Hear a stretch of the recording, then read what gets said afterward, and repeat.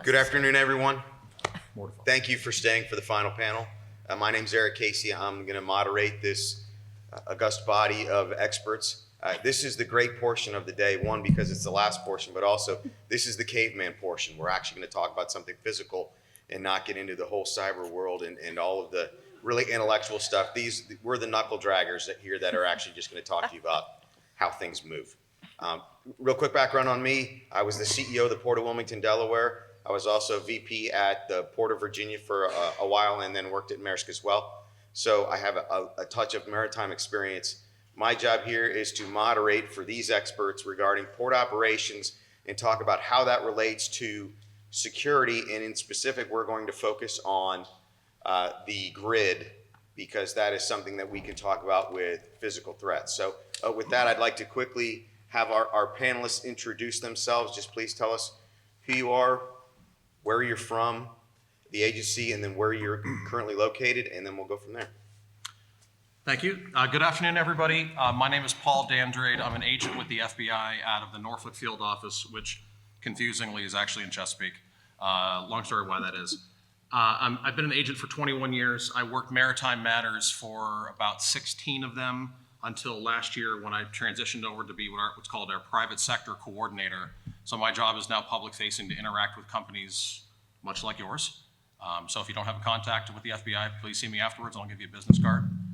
But again, I was a maritime liaison agent for about 16 years. So maritime national security work is a big part of what I did. Hi, good afternoon. My name is Captain Peggy Britton. I am the captain of the port for Virginia. I'm a 2000 graduate of the Coast Guard Academy. I've been on active duty for 25 years almost. And I absolutely love this position. I graduated right up the road in Pocosin High School. So I'm a hometown girl. This is a real honor to come home. And I really feel that way about the Chesapeake Bay and our waters. The captain of the port, officer in charge of marine inspections, federal maritime security coordinator, search and rescue mission coordinator, and what was the other one? What did I miss? Security, federal. Federal Maritime Security Coordinator with the FBI. I should have said that first. So thank you so much, and I look forward to your questions. Hey, good afternoon, everybody. My name is Bill Burkett. I'm the Senior Director of the Maritime Incident Response Team and Business Continuity for the Port of Virginia. I actually work for the Virginia Port Authority. My office is actually at the World Trade Center in Norfolk, right there in the harbor. That's where I'm physically located, but what's unique to know, the Virginia Port Authority and the whole Port of Virginia, we're only responsible for 5 terminals in our port. There's many more terminals within the port, and also, as you'll hear, it's the home to the world's largest naval base. So my job inside of our gates of the Port Authority is emergency management, emergency operations, continuity of operations, and those type of things. Outside of our gates, I actually do what she tells me to do from the Coast Guard perspective. Nice. What's that, Captain? I ask nice. Yeah, that's right. What we actually do is help coordinate all the local other governmental agencies, fire, police, EMS, multidiscipline, multi-agency from a preparedness and response and mitigation perspective for the port. Hey, good afternoon, everybody. Special Agent Allison McConey with NCIS. I'm out of our Norfolk Field Office, the National Security Division. I cover research, development, acquisition with a concentration in national security matters. What does that mean? Basically, looking at counterintelligence threats and protecting Navy and Marine Corps assets. I've been in law enforcement for 24 years this May at the local, state, and federal level. Okay, so to get us rolling so that we're not keeping people here too long, I'm going to set the scenario. The scenario is this. There has been an identified credible physical threat to the energy and electrical grid in the Norfolk area. So that's going to be Norfolk International Terminal, also potentially stretching over to the Portsmouth side with Virginia International Gateway. Of particular importance, this physical threat to the port is because Norfolk International Terminal has gone to rail-mounted gantry cranes which run on electricity, along with the ship-to-shore cranes have electrical power, and then also the terminal operating system and all the infrastructure relies on a significant amount of megawatts of power in order for them to run. So once that threat has been identified, then how do you each, as representatives of your agency, how do you then begin to interact with the port? Let's start with the port captain, then work our way around. I think it's certainly a very complex problem, and so we're going to take it on as a team sport. My primary interest is going to be from the facility security side and even the maritime security piece.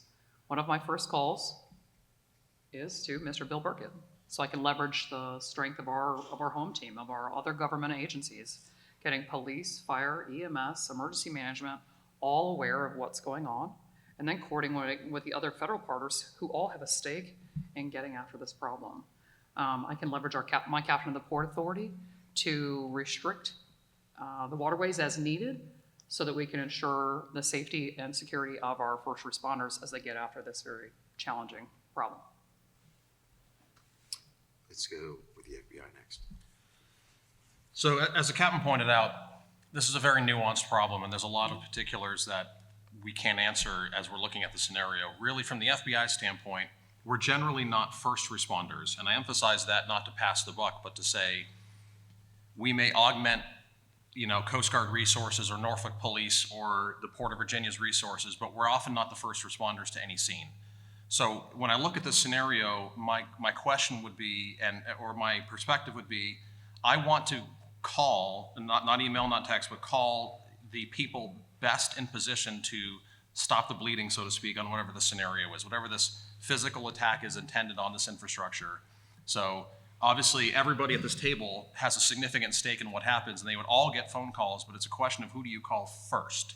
And if it's a land-based attack on infrastructure, depending on what the information was, our first call might be to the police department. Maybe the second call is to Dominion Energy, if that's the local utility or the responsible party for that piece of infrastructure. But our intent is to first try to prevent the act from occurring or limit the impact of the event. And then obviously downstream notifications, and when I say downstream, I mean within a minute or two if possible, perhaps having people call simultaneously while I'm handling other aspects of it, would be to the Coast Guard and the port, to NCIS as a potentially affected party, to police agencies, to everybody who has a need to know, to try to bring a unified approach to the problem. Okay, and before we get to Bill, because Bill at MERT, you're kind of central to the port's response, I want to throw this to NCIS, knowing that this credible threat has occurred, and knowing that even though Norfolk Naval Base is north of NIT, it still runs along the same grid lines, and a lot of that significant infrastructure that goes to power the largest, U.S. base in the world goes right past Norfolk International Terminal. How does NCIS play into this to start to protect that portion of the assets? Sure. So as you said, some folks don't know, but Norfolk houses the largest Navy base in the entire world. So there's critical assets here, but those assets also protect and serve the warfighter downrange. So those are our maritime assets, our Navy and Marines, not just here, but where they are deployed. So that would be a critical hit if something were to happen here. First, we would be concerned with base perimeter and base security. So we'd be looking at force protection, our anti-terrorism protection, and then again, most obviously Navy bases are on the water. So we would be looking at supporting the maritime forces to help us secure that perimeter. Usually we would probably be making contact with the Area Maritime Security Council. Our senior intelligence officer that sits at our office is part of that committee to leverage those key partners that are sitting up here with us today, to include obviously our Coast Guard, our port authorities, Homeland Security, FBI, OSI, and making sure that everybody's on the same playing field. And now to Bill, not only talk about what you do inside the terminals at the port, but with MERT being such an integral force within the Commonwealth, and also having expertise where you've been able to work countrywide to really showcase this ability for emergency response. Kind of talk about how that plays with these agencies, and in the event of a credible threat, how you assist, not just inside the terminal, but outside as well. Certainly, Eric. All right, I can get a little caveat here, and I'm about to break one of my cardinal rules when you talk about a scenario, Eric, and please bear with me. It's don't fight the scenario, right? Here's a scenario, just play along. But what our panel said before us referenced the grid. where if it's going to be impacted, more than likely it's going to be not throwing a switch, but maybe from that cyber perspective, right? And I don't want to hit that too hard because I know that's been talked a lot, but Right. so my first thought about this, we know we got a possible threat coming. How are they going to do it? Could it be physical, or also could it be the cyber piece, right? That's going to shut us down. And then, as you heard our partners up here, as you can see in any maritime response, it's clunky at first, just trying to get all the kittens in the box to determine who's who needs to be there, and who needs to be notified. So that's a lot of what I'm responsible for initially, is the notification, bringing the folks in. Captain Britton has reached out to me. And then I have two colleagues here, Brett Johnson that works with me on the MERT team, and Randy Plotkin, who's also our IT security officer, who really helps heads up our cyber piece. And he certainly would be a call also to, hey man, this is what's going on, because we have built a cyber command center over at one of our terminals in Portsmouth. And so he's worked hard at that to bring it. So, and I know we're going to get to about where we could meet or those type of things, so I don't get ahead of that. But my main focus is to identify who the players are, who needs to be made aware, okay? And then once those notifications have been made from an all hazards perspective, then we can start reaching out and determining where we're going to go and what we need to do, right? So per the scenario that Eric identified, it appears if it's going to be an NIT, and that's Norfolk International Terminal's impact, so then right there, the Port Authority or the Port of Virginia is a key player, right, with everybody else coming to support, and then we'll just kind of manage it from there. I hope that helps answer.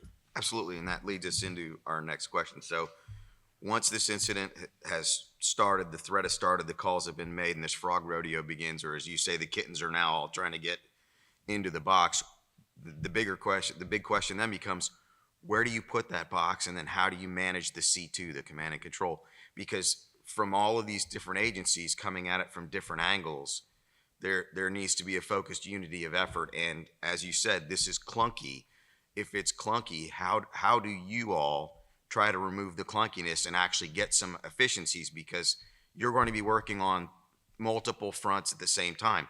The cyber piece with Randy and the gang, but we'll set that aside for right now and we'll just talk the physical piece. Then you have the actual physical threat, and what does that mean? Does that actually bring people in to mitigate that threat via law enforcement means? What does it mean to the captain of the port in terms of what she needs to do vis-a-vis, hey, we're going to restrict the channel? Well, that also has naval implications because of all the Navy ships that come in and out, along with now you're stacking ships at the pilot buoy. Does that cause a further downstream problem? All of these things compound on each other. So let's just talk really quickly about that C2 scenario.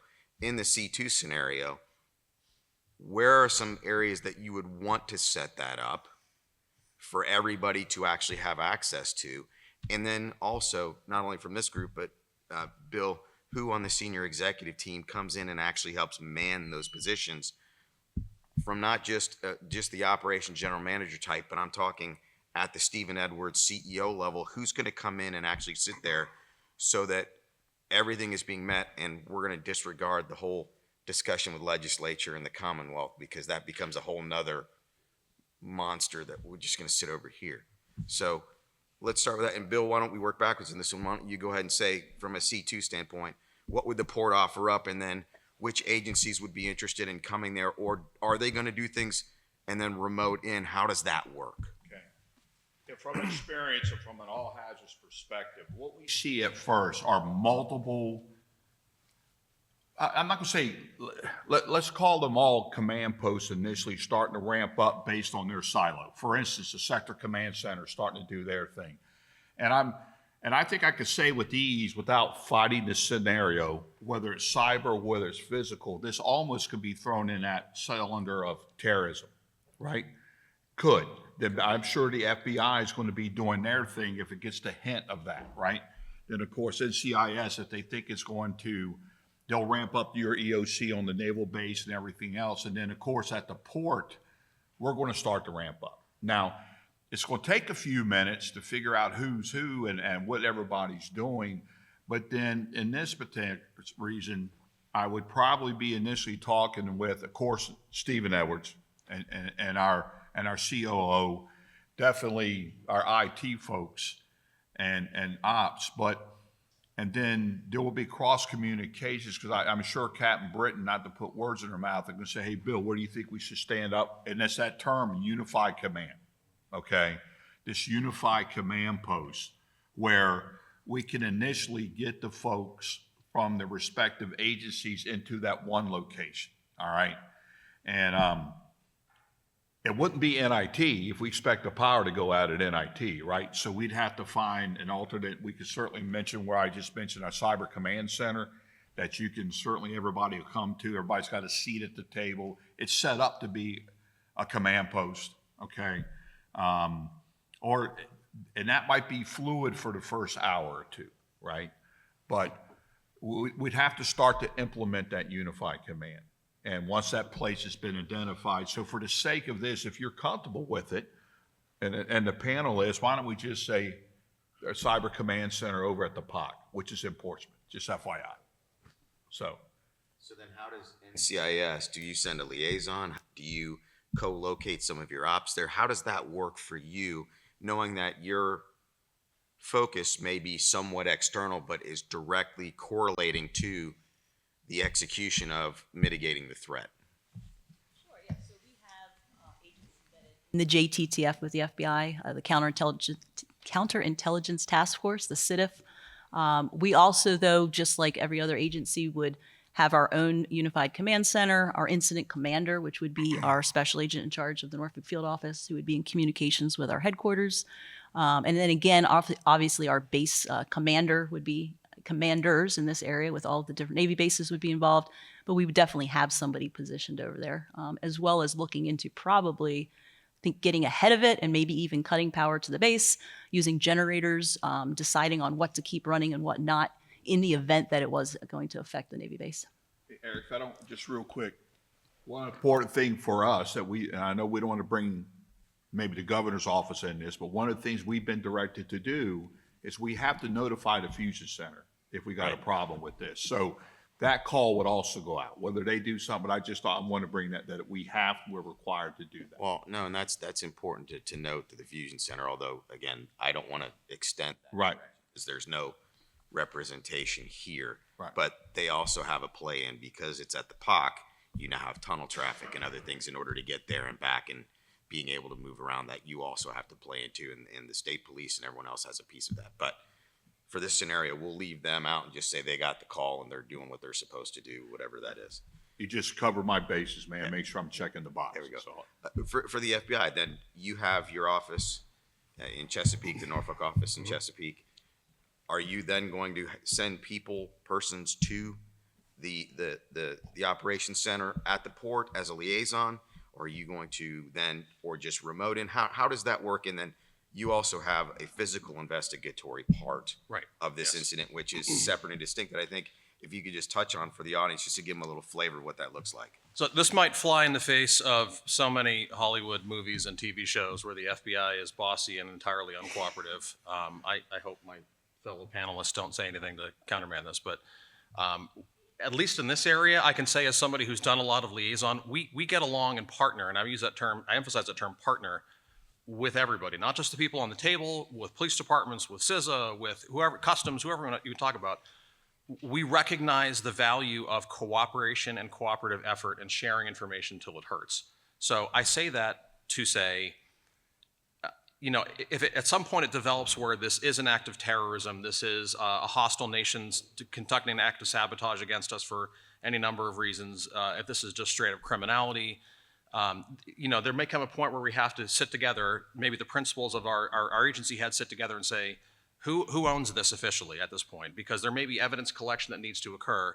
But in the early stages where we are, what we would end up doing is basically offering a slew of resources to whoever needs it. So even if we're not an affected entity in the sense that we still have power, maybe we can offer to be the site of the command post down in Chesapeake. A little far removed from the site, but it's an offer we could make. We have experts of all sorts. Maybe either the capability is not inherent in these other agencies or entities, but maybe we can offer that while waiting for additional resources to arrive. So we would we would absolutely be there. We would absolutely look to augment what's going on the property to not only prevent, again, to the extent possible, to prevent the act from occurring in the first place, but if that's already a bygone conclusion in the scenario, limit the impact and collect whatever evidence we can collect at the time. Whatever that resource is, it's somewhere in the FBI or somewhere in the government, we can help put our hands on it to get it to the scenario. Captain, how do you then move forward? The C2 is at the POC. Do you send yourself? Do you send others? How does that work? And then how do you plug in? And then how do you make your decisions to manage channel operations in response to the potential for, if NIT is going to shut down, that's going to adversely affect all the way out. Now you're out at the pilot buoy outside the Chesapeake. How do you work that? And then how do you communicate that as the captain of the port to all entities so that they're, and I know you have your code letters, but what kind of communications do you use to get that out so that everybody rapidly understands this is a fluid situation? We're going to manage it this way and keep control over it so that we don't exacerbate the situation by having other incidents. That was a lot, Eric. That's my job. I'm here to just stick you guys. So I will say, and I'm honestly hearkening on the experience of the United States Coast Guard during the bridge elision with the motor vessel Dolly and the Francis Scott Key Bridge. In the initial fog of war, you talk about C2 structure. I want to emphasize that situation, to great effect, we leverage the incident command system. And so a lot of times in the DoD vernacular, we use C2, command and control. But very much in that case, we use the unified command, incident command structure and processes to really add structure and common vernacular in the way that we were forming up our response.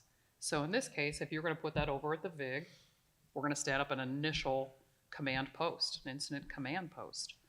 Now that's going to potentially grow, and my role could certainly change as the situation evolves, whether we just, if it's discovered that that's homegrown violent extremists or some other nefarious threat that we need, certainly we got to shift gears to evidence preservation and scene preservation, or if it's something that's just an anomaly, that's something else. For my part, I'm going to be very concerned with the maritime piece of that, the maritime safety and security. We'll initially run that out of our sector command center, which is 24/7. In a restricted navigation area with the captain of the Port Authority, I could shut down the waterway. Now, I don't know that that helps in this particular scenario when we're talking about shoreside loss of power. As you mentioned, this is a shared use waterway. So any disruption has a profound effect on commerce that's moving in the form of ultra-large container vessels, our Carnival cruise ship now, maybe that's vessels moving in and out of the port in support of the Coastal Virginia Offshore Wind Project, or our world's largest Navy. There's a lot of shared users on that waterway, and that's not to mention all the recreational users. So if I need to shut it down, I certainly can, or we can mitigate that through a very robust operations section. Maybe we have an on-water branch as part of an ops section in response to this. And so I would communicate that to our stakeholders. First, I am in lockstep with the Virginia and the Maryland pilots. I'd be letting them know as soon as possible and looking at who's already submitted their advance notice of arrival, who's due to call on the port, who's going up to the Cape Charles anchorage, who has a boarding time, and who's heading to what facility. How can we potentially slow that down?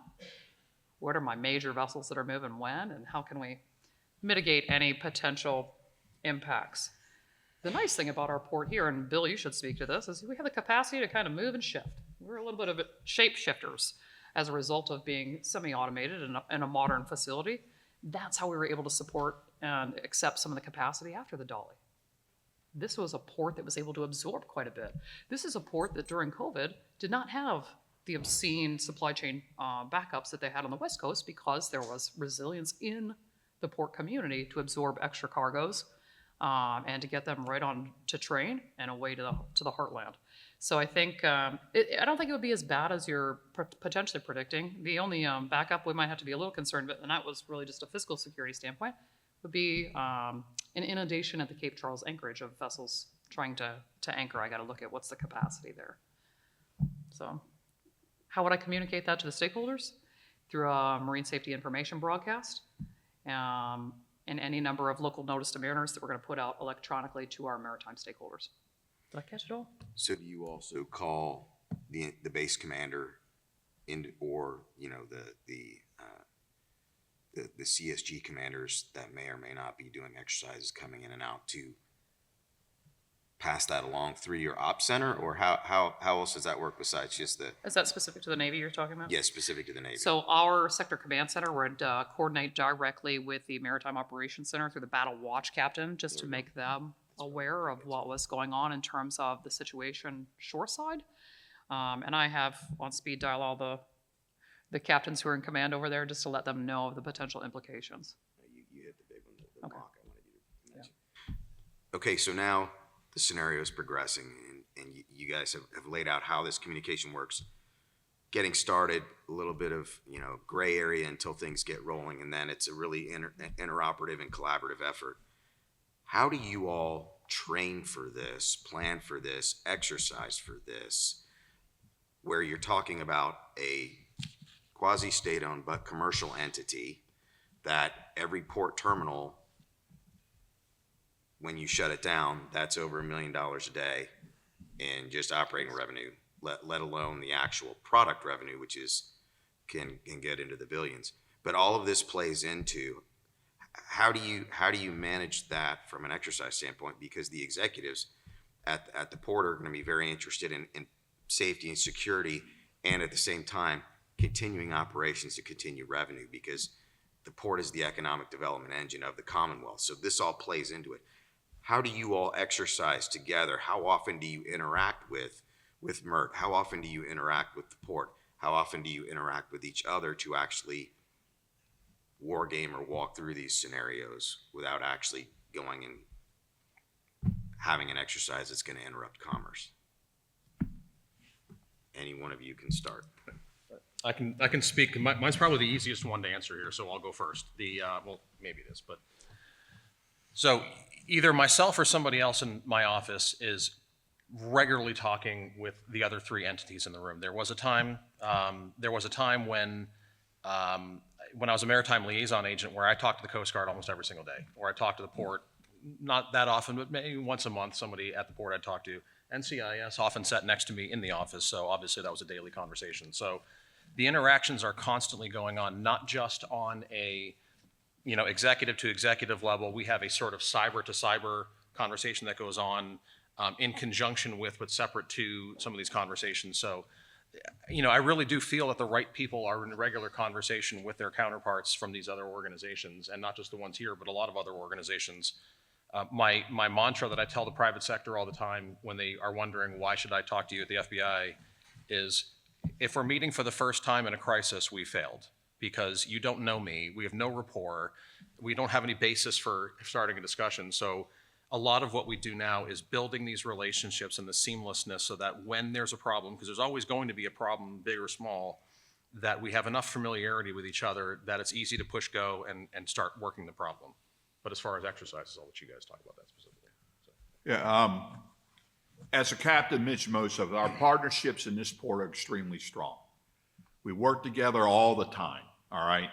And that's not only from exercises and training events, but also from an actual response perspective, search and rescue, you know, whatever it may be. But, you know, every now and then we'll get a tropical storm that'll come through here and shut the port down, where the captain of the port has to restrict the channels.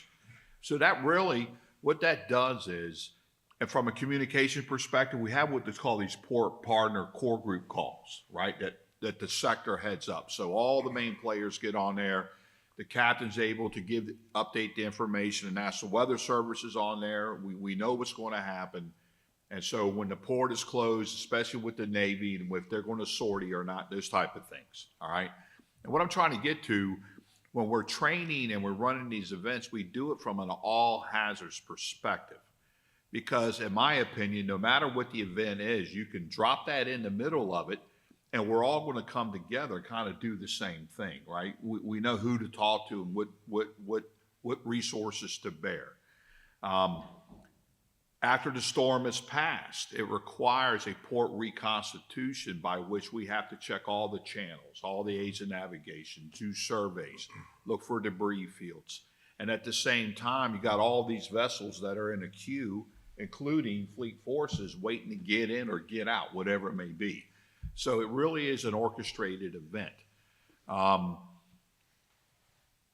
We have a group, because this really came up after the Dolly, where the captain's heading up a group called JPREC, all right, where we'll run a tabletop. Those are all the executives with the agencies come together to figure out if the channel is blocked by whatever means, from a vessel sinking, whatever it may be. Certainly, we don't have the infrastructure that Baltimore had where we can drop a bridge and completely close the port.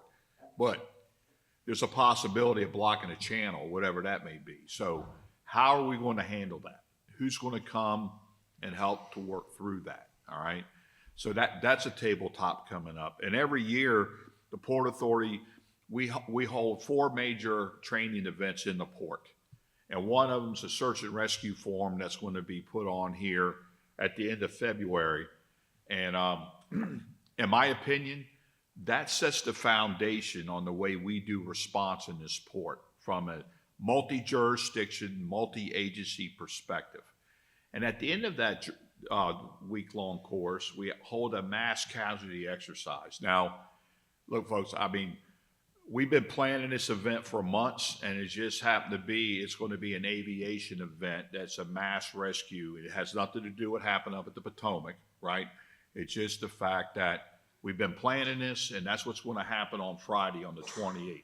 Mass casualties, rescues, fires, response, booming, all of that. So again, it brings all of these same players together to plan for this. And we hold a Marine Firefighting School, a Marine Firefighting Command School that kind of does the same thing from that perspective. So, you know, Eric, to be honest with you, from an all hazards, you know, the type of exercises and training and even the responses that we do throughout really helps us prepare for these events.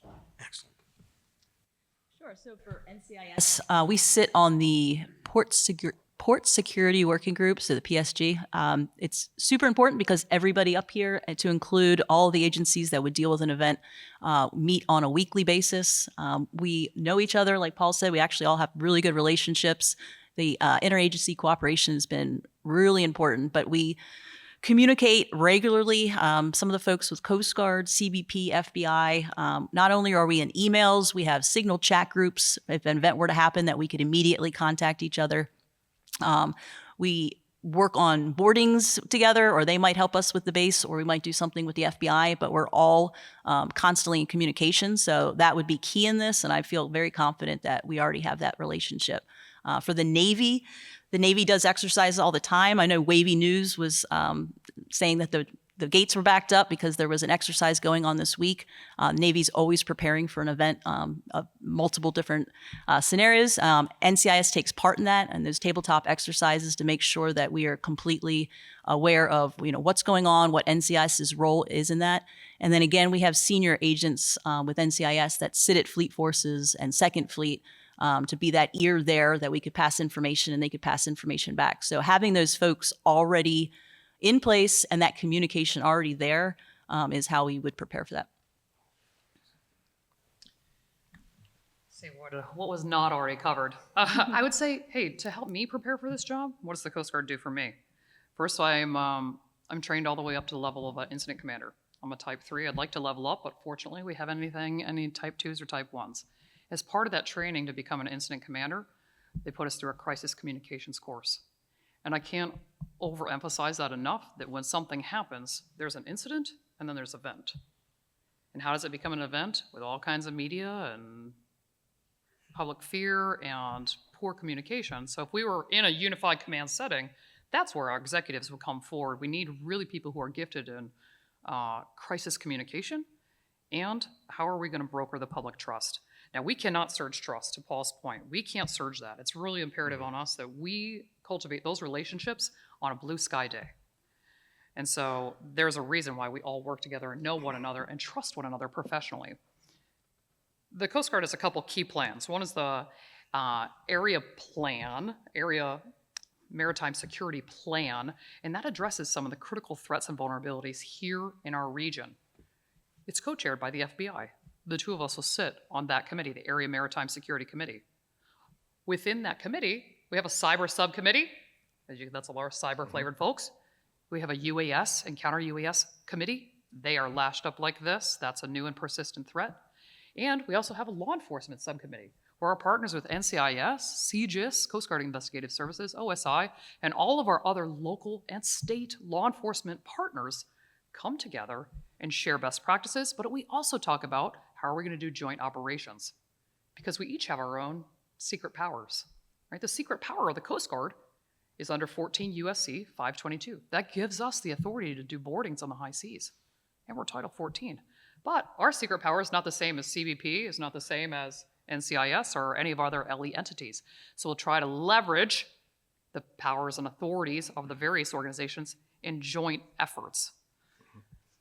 And we do contingency planning for a broad number of threats, right? Bill alluded to our Joint Port Recovery Executive Committee. We are going to simulate the blocking of this major channel. And how do we get after that? From a unified command response. Who belongs on that unified command? Everybody wants to be an incident commander on the unified command, but if it gets too big and unwieldy, it's not worth a darn. You have to have the authority and jurisdiction to make decisions, particularly in response to an incident like that. So we're gonna TTX that later this year. We also participate heavily, I'm looking at a few of our emergency management partners, participate heavily in the Virginia Emergency Management Symposium, hazmat conferences, all hazards response, our drone operators are embedded, and it's really a fantastic opportunity to just kind of coalesce with our emergency managers because they also speak that ICS language. It's really been a tremendous opportunity. So I think there's lots of areas that we're continuously sharpening the saw, so to speak, and how to have contingency planning that'll get after tomorrow's wicked problems. Excellent. Hey, Rick, if you don't mind, may I add? Absolutely. I know we talked a lot about the way the agencies have, but I need to also mention how we internal within the Port of Virginia prepare for these also, right? Like I mentioned, inside of the gates, I'm responsible for emergency planning and continuity. So internally, we hold tabletop exercises to determine if it's whatever the event may be, whether it's severe weather, whether it's active shooter, whether it's a cyber event, those type of things. So we internally within our gates, we run through these processes. That's what led to us building the Cyber Command Center. And a lot of things that you talked about based on both NIT and Virginia National Gateway, how heavily they rely not only on electricity for our semi-automation equipment, but also from the IT world, that's also very important to protect. And with NIT, and I know the folks just on the other panel mentioned it about redundant substations and things like that, we're actually finished up building one on NIT to help add to that redundancy for that power piece, okay? And as the captain mentioned, our ability to flex, and what I mean by that, we are an operating port authority. What that means is we operate the terminals that we own, unlike a landlord where they're kind of leased out to third parties. So what that does for us, it gives us the flexibility to move vessels around from one terminal to another if one should be down for a certain period of time. Not that that's a heavy lift, right? That would take time, but we have the ability to do that. So internally, we do a lot of things to be able to be redundant and to be proactive and identify gaps and address those gaps. So we've been proactive from that perspective. And your redundant comment, if I may just add one thing, really reminds me of the strategic approach of Dominion Virginia Power, right? They're trying to create redundancy in their energy systems. It's not just going to be wind. It's not just going to be traditional electric power. They're looking at small nuclear reactors and all number of things to diversify our energy sources so that we have more resilience in our critical infrastructure. I don't want to let the cat out of the bag, but I'm sort of participating, and it's a fun academic exercise, on the state's Cyber Blue Book initiative, which is FEMA funded and run by the Center for Naval Analysis. And we're looking at what if there were a cyber attack or any kind of attack that would affect, say, a power grid, but it could be a water treatment or any of our essential community lifelines. If you're looking at the true FEMA construct, what if it knocks out a community lifeline? what would a DoD installation do to ensure resilience, and how would be that partnership or that cooperation between the municipality and potentially the facility? And it's really a fascinating study. How do we connect and look at those interdependencies to ensure greater resilience? So it could be more than electrical. It could be water treatment. It could be any number of key lifeline services for the long haul and response.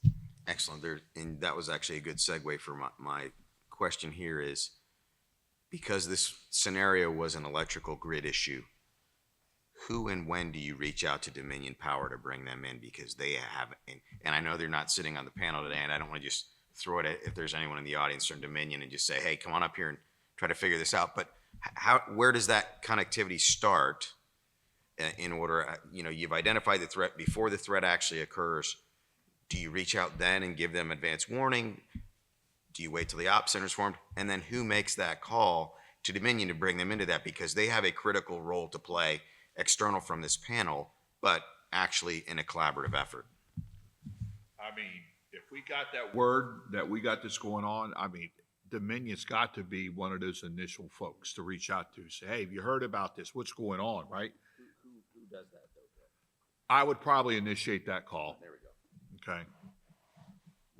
And I would highly encourage them to have their external communications gurus already starting the crisis communications and the external lines of communication so that you can get that out through the communities. Well, and you can tap into their safety and risk folks and their operations folks to make sure that if an event actually occurs, it's mitigated faster and with less disruption across the line. So last thing I want to put to you guys before I open it up for hopefully some questions from the audience, because what I've tried to do today was just give you a little bit of exposure to some of the stuff that you may not see, where these guys work a lot and they all have their own individual entities and centers as individual small hubs, but then they have to tie in and spoke into a larger hub, which is that crisis incident that forms. How does that actually work? And then once that happens and we have that connectivity, how does it start to blossom into something that can actually be functional? But I wanted to give you all the opportunity to just, is there anything you wanted to let the audience know about what you do, what your agency does, just to kind of give them a more broad brush overview of your roles and responsibilities in general crisis response that you haven't touched on? Well, once again, I'll start because this is a really easy answer. I don't have a significant role in crisis response right now. I did in my prior role. I'm here speaking to it, but it's not something that is a part of my day-to-day responsibilities. I will say, because I would be remiss if I didn't bring this up, in the intro, as I mentioned, I'm the private sector coordinator for the FBI field office. I wear about 7 hats. The other relate to campus and academia, which is a little less applicable here. If you represent a company and you have no point of contact with the FBI, even if you're not physically located here, come see me afterwards. I'll give out as many business cards as I have, and we'll connect you with somebody if you want that. Obviously, this is voluntary. No one's forced to work with the FBI. But there's value to the relationship. There's value to having somebody that you can call that you know. And if it's not me because you're out in Des Moines or in Dallas or whatever else, I can connect you with the person out there. And that's probably the most value added I can have here at the end. So. NCIS. So NCIS has obviously incident command post. It's heavily tied into our headquarters in Quantico, Virginia, but we also have crisis incident response team trained agents. They are able and trained, have gear, go bags, and everything like that for any kind of incident with a Navy Nexus or even with our partners. They assisted in the terrible plane crash up in DC. So there's multiple things that they can do working with the FBI and other agencies. But for instance, if there's a Navy Yard shooting or anything involving something of that nature, those agents can be deployed to assist if we need more bodies or if we need folks to process crime scenes. And they have that advanced skill set and gear. So that's what we probably do. Okay. Again, it's my inside the gates, outside my gates answer. Okay. If it involves the Port Authority inside of our gates, then I've been designated by our CEO, Stephen Edwards, to be the IC part of that unified command. Okay. It could be myself. It could be Brett, whatever, maybe to help manage that piece. Now, if it's outside of the gates and Captain Britton has reached out to us and responded because within that unified command structure, you got a responsible party, or it could be that police chief or fire chief for that area, right, or that jurisdiction. It could be a Navy event, of course. It could be whatever it may be. We're at that time coming in a support role, right, ready to flex or fleet up, whatever you want to call it, in any role that Captain Britton or whoever may ask us to do. So inside of our gates, it's myself or Brett. Then outside would be wherever they want us. I hope that answers. The only thing I would say is we have a very complex, dynamic, and increasingly sophisticated maritime security environment with new and evolving threats and new and evolving actors. And, I went a year at a war college. The new nature of war, not to get deep and dark, the new nature of war might not necessarily be a hard power kinetic attack, but it might be simply a denial of service or a little sucker punch, right? Just to disrupt economic activity. So we never know what it might be. In December of 23, it appeared here in Virginia in the form of UAS. And it wasn't one, and it was not one night. And I was there at Langley, out right around the corner from where I live. So we really need to be acknowledging the way that our threats have changed in our security environment and how we can work together. The one thing I would say as a coastie, coasties are harmonizers. When that threat happened, I called people and I connected dots. And not because I was the lead federal agency, certainly that could have been the FAA or the person whose DoD facility it was, but connecting people so we can wield strategic effect. Because everybody might have that special team that we need for the totality of the success of the team. And the Coast Guard is like a Swiss Army knife when it comes to things on the water. You never know what we have. We have the Maritime Security Response Team down in Moyock. They will rain canines from the sky. Fast rope right onto vessels. I saw it once here in the port. It's pretty amazing. Explosive detection teams, fast roping from helicopters onto a vessel because we had a threat of explosives in a container. That's a day that I never thought I would see here in this port. When was that? 2017? Yeah. Phenomenal. Right around then. Yeah. So we never know what it might be, but we plan for the worst day, and we try not to ignore things that we know could happen. An active shooter threat on a passenger vessel, perhaps. I pray not. A mass rescue operation. Shoot, my second day on the job was the Spirit of Norfolk fire. And we saved, 104 people. 2 field trips of school children. I'm telling you, it gives me the chills just to think of the videos of the children being handed over the rail. And that was the outstanding maritime community that we have here in Virginia, and that spirit of partnership that exists in Hampton Roads. Can I get a quick alibi? Sure. So I think I answered this question, either I misconstrued the intention. Let me just get a 2.0 if I can, because when you're talking about the FBI's crisis response capability, separate and apart from what I personally do for the FBI right now, we are equipped and manned, at least at the moment, for like a 9/11 World Trade Center Twin Towers collapse level response. Whatever you can imagine might be needed on a scene. It may not exist in our Chesapeake office, but we are a phone call away from people that are just a few hours up the road who can bring to bear whatever you may need. You have a sophisticated hostage rescue you need from some guy 50 feet underground in a bunker with a kid. We got that. We can manage that if you ask. When Building 2 happened in Virginia Beach, and Virginia Beach Police is a fabulously trained and equipped police department. They asked us to come in to help us process the crime scene because the scale of it was so great. They didn't want to allocate all their resources, and there's a variety of other reasons why.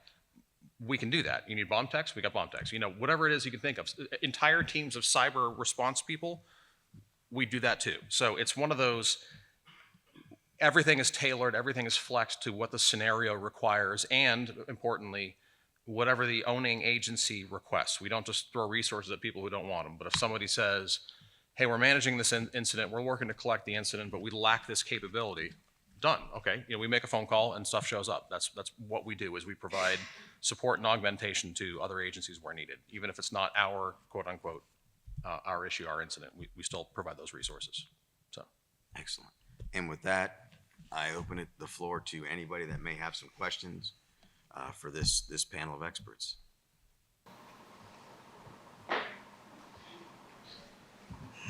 Hi, I'm Sergeant Garrett. Hold on stationed just over a at second. Hold on to the microphone. No problem. Hi. There you go.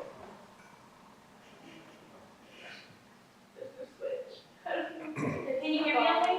Can hear you fine. Yeah, great, okay. I'm Sergeant Garrett at Langley Air Force Base, 3DC 633rd Air Base Wing on 102nd Wing.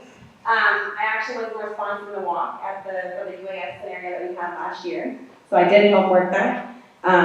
This was the first panel I've heard the past 2 days that I was actually able to understand. So thank you. So I love hands-on stuff. I really just wanted to start with that because I've been sitting here with unsure of a lot of the stuff I've heard, but I actually got this one because I do emergency management. So my question is specific to incidents that affect the installations, right? So like Langley Air Force Base, we have an air show coming up in April. Do you guys do exercises to prepare for stuff that could come from like if there were to be a downed aircraft from the air show and it happened off base, do you guys directly support that, or do you guys practice for that? Do you exercise for that? How does it work with things that come from the installation? Do you guys prepare for those types of responses as well? In my prior life, I was with Virginia Beach Fire for 31 years. So having Oceana Air Station in our backyard, we actually work with the Navy to go over those, if a plane should crash, in particular the FA-18s, on how to work through that. But also even with that air show, and I think Langley does the same thing, and I might be, but Oceana, especially Navy Regional, they run drills with the local Virginia Beach EMS and Fire. Our mobile command unit from the Port of Virginia is part of their inventory for that air show. So yeah, I mean, we certainly do that. And also from a Navy perspective, in particular with shipboard firefighting, working very hand in hand now with Navy Regional, with Big Navy, and also the local fire departments around the region to help support the Navy if they have a vessel not only at their berth but also in a shipyard. So yeah, we do that frequently. Yeah, for NCIS, of course. The air show Oceana is, it's our Super Bowl, right? So it's all hands on deck.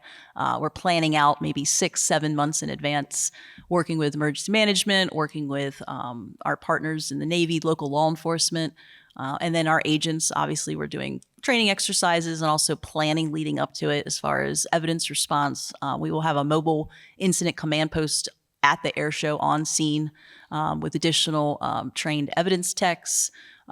Our tactical team, like our NCS version of HRT, remains on scene. So we'll have everybody on deck there in the event of whether it's a shooting, whether it's a downed aircraft, to support that. So.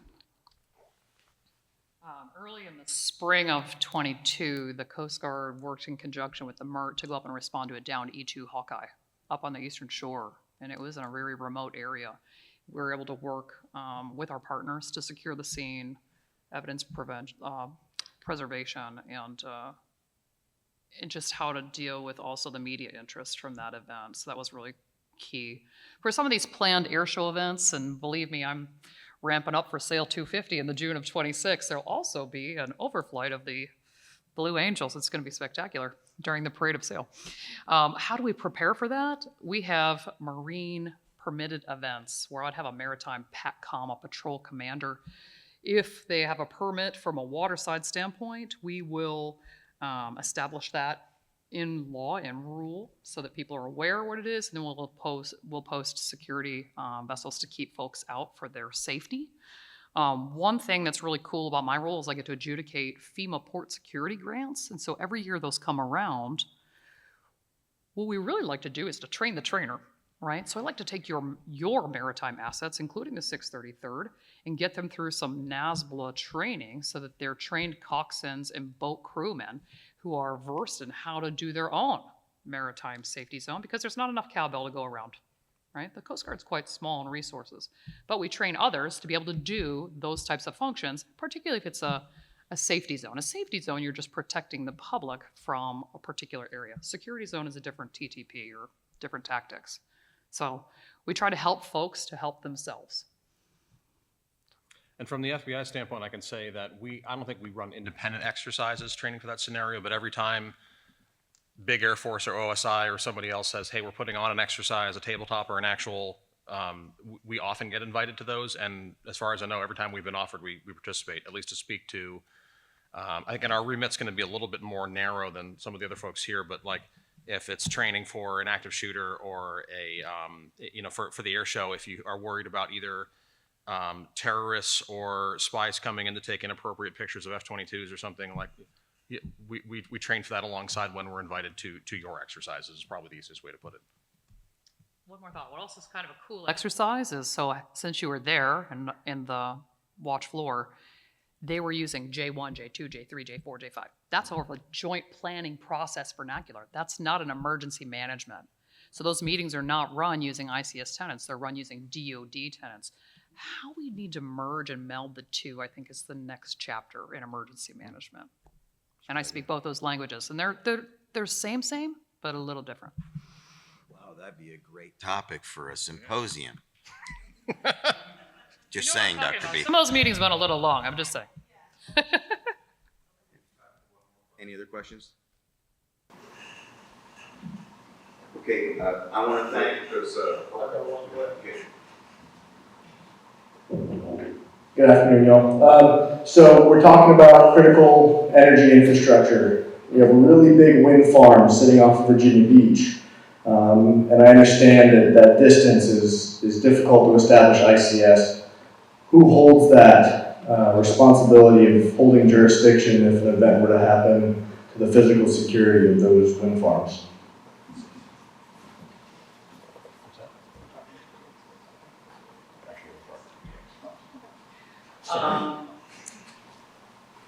Yes. That's a Coast Guard. You are correct, sir. That's not a Coast Guard question, but nice try. But the Coast Guard works very closely with BOEM and Bessie as they are constructing the Coastal Virginia offshore wind farm. That current lease area is about 24 miles and further east. Are we going to see people heading out there? Absolutely. That rock scour they're laying around the base of those monopiles makes a beautiful recreational fishing area. That means there's going to be a demand for more operations out there, whether that's search and rescue, potentially pollution events, or it could be something more nefarious. It is not the Coast Guard's primary duty to provide security for the 176 wind turbines that will be out there. They are all installed with various forms of camera, etc., for domain awareness. But we would have to coordinate a joint response to any sort of nefarious activity out there. They do have hardened and resilient systems, though, because they're on the National Electrical Grid, the NERC. I don't know that acronym, I apologize. But they have a lot of redundant features from a safety and security standpoint to protect those wind turbines. I think also, again, and Bill can accurately accuse me of fighting the scenario here, but I think it really depends on what it is and what's going on. So, now in the response, would Coast Guard or perhaps if Virginia Beach Police Marine units feeling very generous, would they have some role in responding? Possibly, but I guess there's the initial look-see of what's going on, and then there's what's actually behind it. And if it's just a drunk boater behaving badly, then maybe that can be dealt with one way. But if it's again, it appears like terrorism or sabotage or something else, then it's obviously going to take a different agency to respond, or at least that's a terrible thing to say in this forum, a cooperation of agencies to respond. But somebody else might own that differently than other scenarios. So I realize that's kind of a non-answer to your question, but again, it really depends on what it is and what's behind it. So.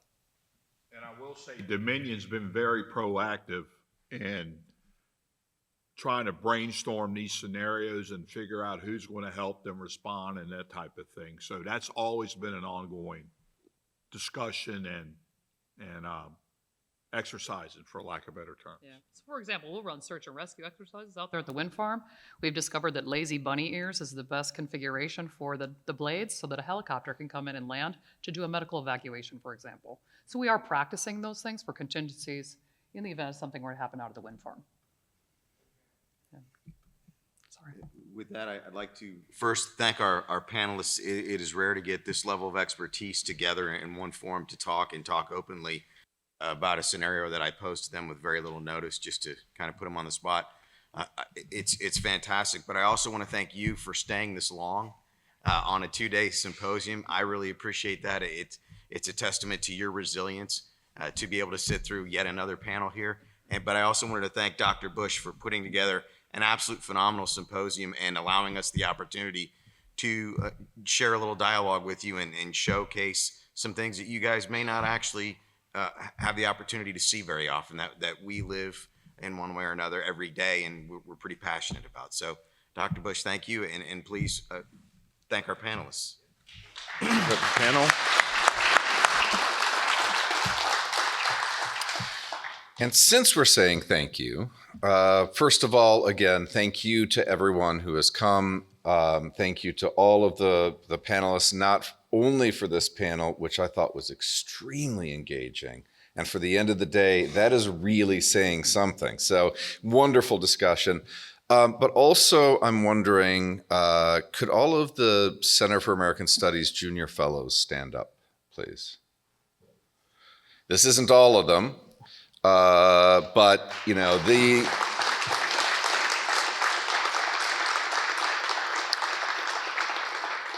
events that we host are not possible without our intrepid junior fellows who have worked, put in so many hours in support of this program, and in fact, in support of the other programs that we do as well.